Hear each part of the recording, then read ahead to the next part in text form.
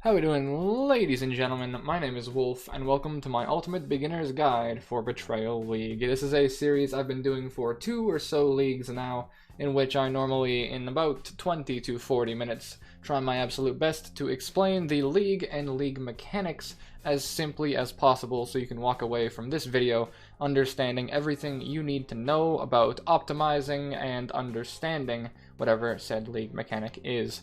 In Betrayal League, we have access to this Syndicate board that is revolving around figuring out the mastermind in the center here.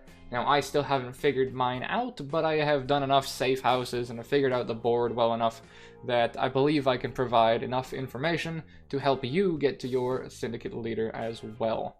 Now, all of this information and all this sort of stuff has been gathered over the past week or so of said league. It's been gathered on my Twitch stream with the help of you guys and some good Reddit searches every now and then. If you guys do want to watch me live every single day from 9 AM PST to 3 PM PST, that would be very appreciated. Link is in the description. Alright, Twitch plug aside, let's actually get into this board, shall we? So there are 4 separate divisions to said board here. We have transportation, fortification, research, and intervention. Now, transportation you shall encounter via caravans that you'll find throughout your maps, starting from quite literally level 1. Once you get to coast, you enable all of your betrayal stuff, as I'm sure we're all aware. My biggest recommendation is don't really deal with them until you reach blood aqueducts. Until that point, they will just kind of smack you and you're going to die. If you play hardcore, I would not recommend it. Now, that being said, you run into transportation, which is a caravan. There will be someone leading at the front of said caravan. Multiple people may spawn. You shall see whenever you play. Fortification, you shall run into a gigantic fortress that you have to take the wall down and then take the person out inside. Research, you will find a door on the map, which is quite funny because those of us who like to speed run and look for doors as the kind of next way to go, seeing a research door has led me multiple different paths many times. It's quite odd. And then intervention, they kind of show up whenever, really. This is the ambush team that will come after you at pretty much any point. Now, the biggest thing to know about these things is that you can only get 1 encounter per map. They said that the intervention team will show up at any time to ambush you. That is pretty much a lie in my experience. The intervention team will appear either mid-map or very early into the map. Now, once you get an intervention team spawn, there will be nothing else in that zone. Each zone is relegated to 1 spawn, so you get 1 caravan, you get 1 fortress, you get 1 research lab, or you get ambushed by 1 or however many people decide to show up. I don't know how to scale up the amount of people that show up in an encounter. I've not been able to figure out how to force that just yet. But that is the way that you kind of encounter them. My recommendation, wait till blood aqueducts, get a little bit of gear, and that sort of thing. Now, one major thing about these fellas here is that we figured out on stream that they deal chaos damage. That's why everyone's getting absolutely decimated by these fellas here. So get some chaos resistance, maybe make a CI build this league, but they do a ton of chaos damage, so those of us who are getting dunked on by Haku over and over and over, or having the Beyblade theme song play when Vegan obliterates us, we may want to get some chaos resistance. That will make your life very easy. Now, after you complete one of these said encounters, you'll have access to interrogations. Now, this is a very interesting system that you can use to kind of set up your board here. When I first started doing these things, I would spend multiple minutes in the menu, and now I've got it down to, I had a full safe house set up in roughly 5 minutes of actually looking at the board. And that looking at the board was whenever I brought up an interrogation. I hopefully will be able to have you going at about the same speed by the time I finish my explanation. Now, I am in a map at the moment with these 2 fellas right here who tried to ambush me. This is from an intervention. I am in a tier 2 arid lake right now, so they can happen pretty much anywhere. Now, if I were to go and look around my entire map, you'll see that this is the only thing that would happen. The portal is right up here, and I am literally right into the map, so they spawn very quickly. So do be aware of that. If you get ambushed, it'll be extremely fast. Now, whenever you come across someone, you kill them, you deal with all their abilities and attacks and that sort of stuff, and they will go down. Now, the biggest thing about this is if you're in an encounter, you'll have one person to start, and as they get progressively lower on health, they may call more and more people. So as a result, what ends up happening is you might have an encounter with 2 people, you may have an encounter with 3 people, but the most important thing is that after you down whoever the first person who showed up was, everyone else will, after about 10 seconds, attempt to flee, sometimes even faster than that. So keep an eye and keep track on whoever you see pop up in your chat log first. For me, it was Chimera the Cold-Blooded here. So after I kill him and I put him down in this sort of scenario here, Aisling will try to run away. So you have about 10-15 seconds roughly, depending. I've had some people just vanish right after their cohort dies. So do keep an eye on that. They will run and they will teleport away, and you won't get the rewards from them. You won't be able to open up the interrogation menu, nothing like that. They'll just piss off and you'll be done with them. So do be careful and don't let people get away. Now, after you down said people, you will be able to click on their little frames here to be able to get an intervention, or like a menu here. They'll do a little conversation and that sort of stuff. Now, the biggest thing about this thing is that there's 2 options. You get one option on the right side, which is generally based around intelligence or whatever you're able to get. Now, the left side option is always interrogate. I've never had this be anything different, but the biggest thing is that interrogating people is a waste of your time. And I'll explain to you why very, very quickly. Putting someone down in interrogation down here, I mean, if you really want to, you can't deal with someone, that's fine, but you can just remove them from the board. Putting someone down here will de-rank them, which is something you never want to do, especially if they're a rank 1 person. Because what ends up happening is you'll see that these people are all assigned to a certain spot. So say Aisling, right here, is a tier 1 assigned to the intervention board. Now her subordinate, or her captain or whatever, is Chimera, right here. So Chimera showed up, and he also called on Aisling with him, who is someone below him, right? Now, when we go to interrogate her, we get the option to, get intelligence. But the thing is that when she comes back from her intelligence, her time in jail, she will come back with -1 rank on release. This means she'll come back unranked without a job. Now, the biggest thing is to connect people to said places. So we want as many people connected to whatever safe house we have coming up. My recommendation, the highest I've had is the main guy in the main slot, and then I've had 4 other people connected down at the bottom, and I've had 4 people at captain rank. So I don't think you can go any higher than that. I think that's pretty much where it cuts off. But that's the ultimate goal. Now, the biggest thing is that getting people into a certain job sometimes becomes a pain in the ass. You'll see in my case, I do have everyone connected, which is spectacular. But when you don't have people connected and you get, say, like an intervention or you get a transportation, there's a good chance that those who aren't connected or don't have a job will show up randomly during said encounters. Now, because of that, you can start to use the interrogation system to put them where you want. Whenever someone without a job shows up during an encounter, you always have the opportunity to put them in whatever scenario they came from. So, to put that into simpler terms, if you're getting assassinated and you have people who on your board have no job at the time, if they show up during an assassination and you talk to them, their right side option will always be, say, Aisling goes to intervention. Now, that will link them to whoever is up here or whoever is the second in command. This is very, very good because when you run an eventual safe house at the end, the more people connected means the more rooms. You guys have probably seen some of the Tiny's trial, or even me screwing up my Tiny's trial and being unable to roll jewels and that sort of stuff. The more rooms that you get connected, the more potential stuff there really is. Now, ranking people up and that sort of stuff does help a little bit with loot, but it's more important to just have the people connected than to have people at like really high rank if you're looking for things to go for.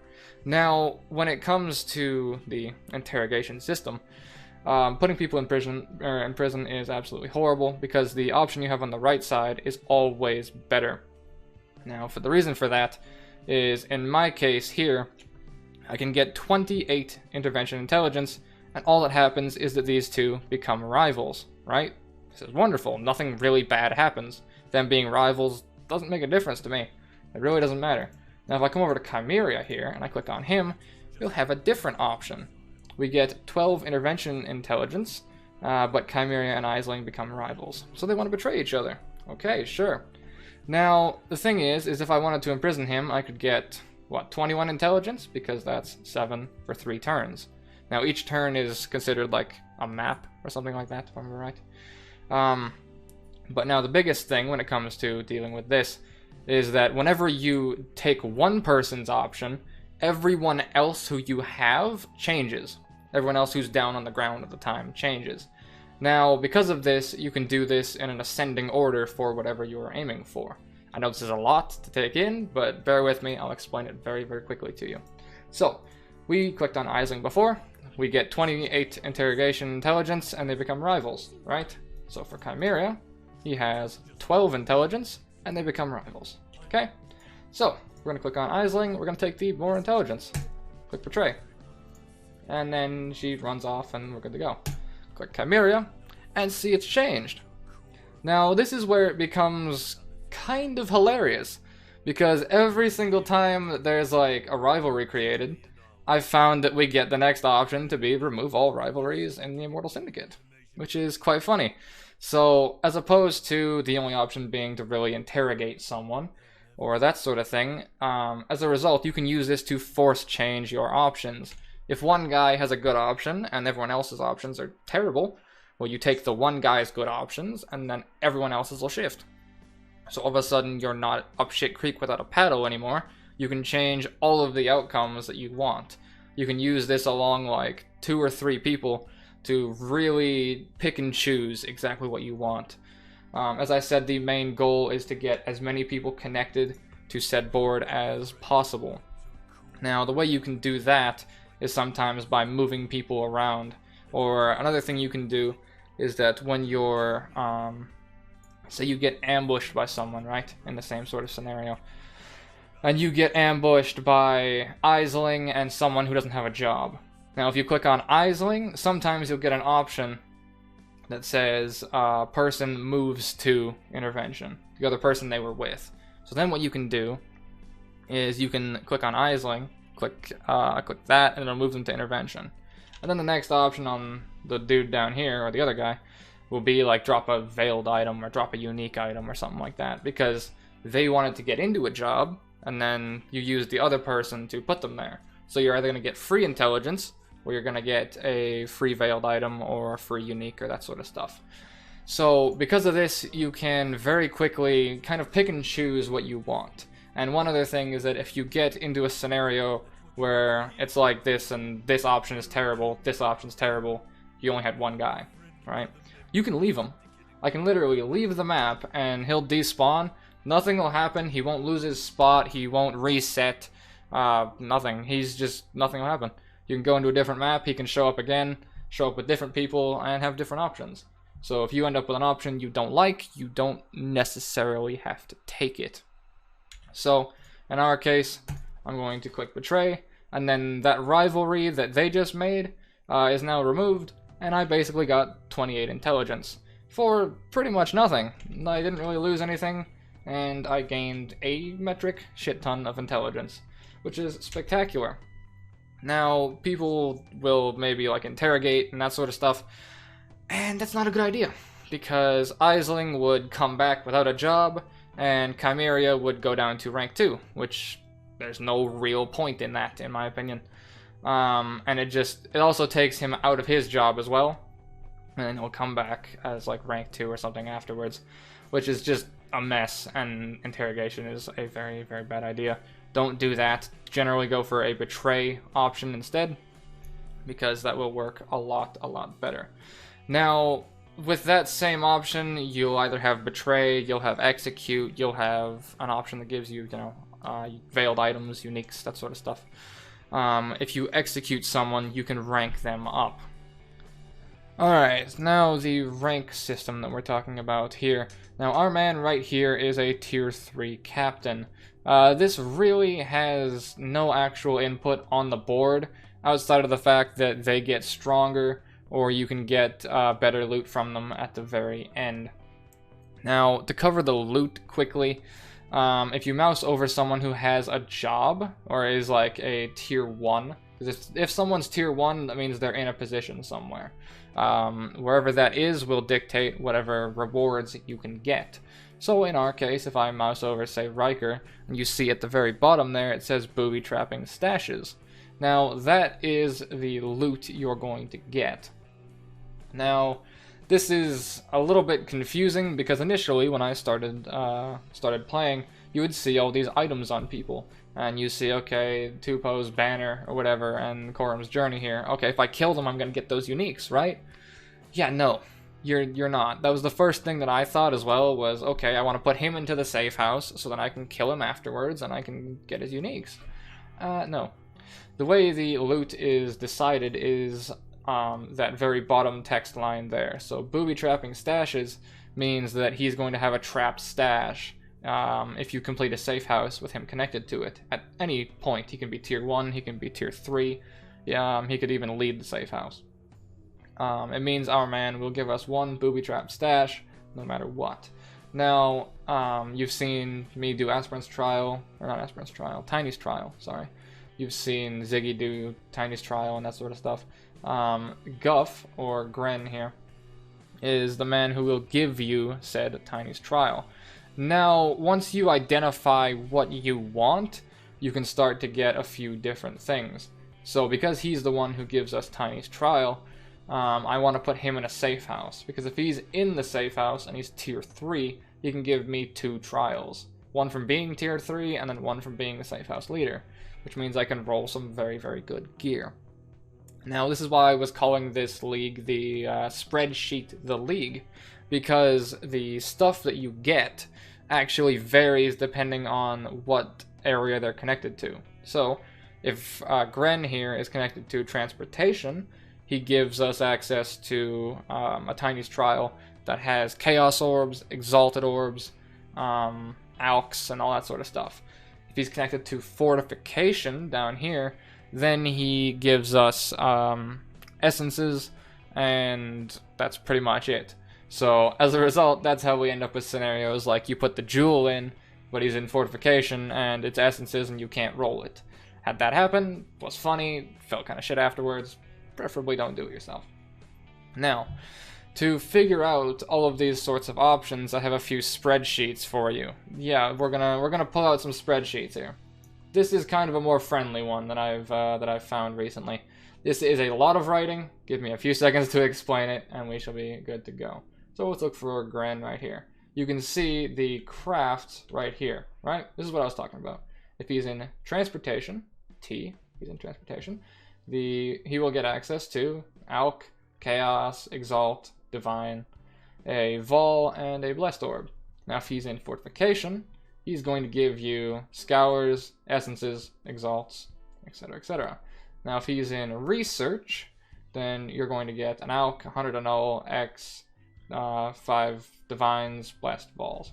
If he's in Intervention, then he is going to give you Transmutes, Augments, Regal, etc., etc., etc. And that applies for every single dude that you can get. This is a very large spreadsheet for pretty much everyone. Now, there is some that aren't filled, which is whatever. But this is the spreadsheet that I like to use, and I'm kind of trying to memorize. So what you can decide now is realizing which ones you want, and which people are important, and where you want them. So, in our case, we want Guff, or we want Gren here, to be in a transportation safe house, because you can make some pretty nuts stuff with that. So, in my case, he's in a transportation safe house. Now, if I go to someone else, say, let's do Hillock. if I wanted to say quality one of my weapons, I would put him in transportation. If I wanted to quality my chess piece, I would put him in fortification. Now, this varies depending on kind of the scenario and what you want to aim for, but this is how you figure out where you want to put people. Now, the options that we talked about before with betray and that sort of stuff will sometimes let you switch people's position. So, if you have someone who, like, for example, is without a job, and say Gren shows up on fortification or something. He shows up without a job during a fortification thing. There's a fortress and he wants to join fortification. I am going to most likely leave him there or take a different option because I want to put him in transportation. So I'll leave him, go find a transportation, see if he shows up, and see if I can move him there, because you can then start choosing and picking and choosing exactly what you want as a result. So it's going to take a lot to commit this league to memory, but I'm starting to get some of it down quite easily, at least in part. So it is a very simple league to understand. I hope I explained it at least somewhat correctly. But I'm going to leave you off with my most recent Safehouse run that had a Tiny's trial and a trapped stash, so you can see what I'm talking about. I believe it is a transportation safehouse, so enjoy that, and as always, take care, lads. Alright, bam. Okay, June, what's up, girl? Okay, 333, and then 3, so he's gonna give us Tiny's trial, guaranteed, and that's why I'm bringing my bow with, because this isn't going to be fortification, so I'm not going to get essences. Transportation should give me something good to craft. I'm going to try and make a +2 or a +3 bow if I can. Going to get free veiled unlocks, free essences potentially. He's the one who does like trap stash and stuff, so we can try and pull a unique. And then Vegan's just going to give us extra stuff. So let's see how we do. This is going to be scaled probably to like T2 maps, maybe, I don't know. We'll see. The scale to 73? Really? Okay, well. Sure, we'll go for it. The only thing I'm really worried about is like the boss fight. The boss fight could really screw me up. The boss fight could burn through a few portals quickly, because this character is very squish. So we'll see. Arcanist's box? No, we're cooking. No freeze.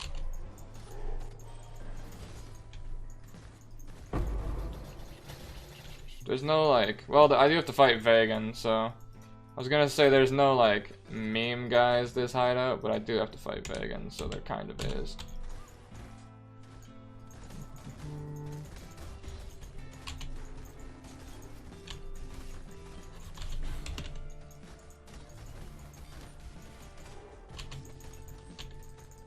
Keep my flasks up, stay attentive, shouldn't be that hard to do.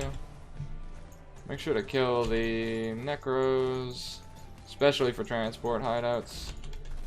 Necros are only in transport hideouts. I haven't even done a research safe house yet, have I? I've done Fort before. Fort's just a breach.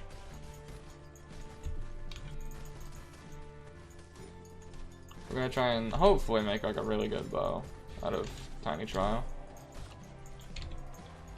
That is the hope. To make a rather decent, if I can get a +2, I'll be content. But then I have to link the thing, and that gets even more difficult because I don't have the 5-link recipe. It's a pain. I wish I had the 5-link recipe, but you know, Varici's kind of against me now as opposed to with me. Alright, in we go. Sub bitch. Impressive indeed. Oh, I'm out of flasks. I'm probably dead for the start here. This is gonna be bad. Here comes friends. Alright, well. Try and stay away from everyone. Use phase run as movement. Ow. Vagan's down. I got flasks now.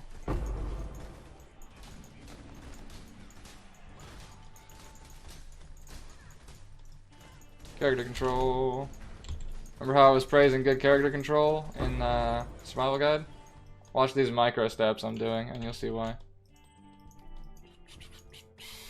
That is like a whole lot of time playing action RPGs though. Tiny's trial. Alright boys. We ready? I need a fucking chiropractor, that was my neck. Ah! Alright. Okay, 16 seconds. No, no, no, no, no, no, no, no, no, no. Okay. Are you gonna join us for supper and movie? A dog in the background, PogChamp. Fucking good old doggo. Alright, so I didn't even see +1 or +2. I didn't see nothing. That was horrible. Like, it took me like 3 seconds to realize I could I should alch the thing, but that thing rolled like trash. I didn't see +1, I didn't see +2, I didn't see nothing. I don't know. That's how it be sometimes. Safehouse stash. Vegan is horrible. Safehouse stash. Essence Girl's got something. Essence of Horror. Nice. Increased effect of Fortify. Socketed gems have crit. Chance to gain Endurance, Frenzy, or Power Charge on kill. Ooh, Papa, that's pretty good. How's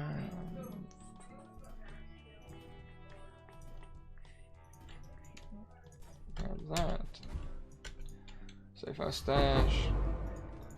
Found Isling. Alright, and then here's Riker for trap stash. Oh, it's 2 trap stashes. Oh, if I get Gren in the top, he'll have 3. Okay, hang on. I'm gonna drop that because I need inventory space. Yo, no. Put that back down. Fuck. I should have taken the 16 alts. I should have taken the 16 alterations. Shit, I needed those more. 20, let's take 20 chrome. I should have taken the 16 alts, fuck. Whoops. Those are actually more important to me. Damn, alright. All in all, turned out quite alright. Other than, sadly, being interrupted midway. So I'm trying to, like, fucking, she's talking to me, and I'm trying to roll the Tiny's trial and see if I get +2 to gems or anything, and nada. I did see one roll that looked decent, though. There was, like, attack speed and then something duration. I don't know. But that thing rolled like shit. Absolute trash. Alright, well, I got a horror from it. I got a bunch of stuff to unveil. So, 16C. Did I get? Oh, I got 4C. 16 alt though would have been, you know, would have been firmly crisp. Is there a chaos one by chance? Cold gems. Dude, all these essences suck other than the horror. Horror. If you know what that, if you know what that's from, I'll love you even more. So many failed items. So many failed items. I should have brought a quiver in. I'll do that next time. Essence of Horror is 16C on Trade League. Not bad then. Yeah, next time I'll bring in a quiver that doesn't suck, because I should just roll the bows with fossils or manual craft, because there's not much of a point to trying to do that, because this thing's just gonna get scoured and I'm gonna try and alch it again. Or I'm gonna try and scour alch it again, but whatever. Alright, ID Fest. Anything good? Holy max life Batman.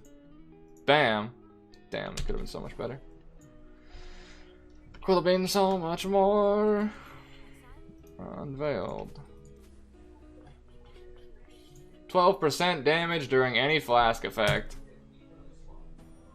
About that Pathfinder we're playing. Not even Pathfinder, but that flask build we're playing, huh? How's that sound, boys? Fizz. Yep, and then give me the suffix. Chance to gain Arcane Surge on kill. Yeet. So permanent damage buff. Yeah, exactly. That was the meme. Attack speed.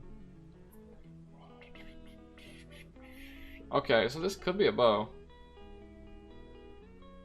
This could be a bow. What's its attack speed? This could be an actual bow. Okay, maybe not. Percent increased attacks, pan chaos. It could have been a lot better. I thought that could have been an actual bow I could use, but grab that. Unveil the miner. I'm just going for unlocks at this point. Is there anything else? Oh, that's about it. Alright. Rolled. Oh wait, no, there's a ring. Hang on. Hold on a second. At least I didn't get memed this trial. I didn't get anything spectacular, but I didn't get memed. Attack and cast speed? Sure.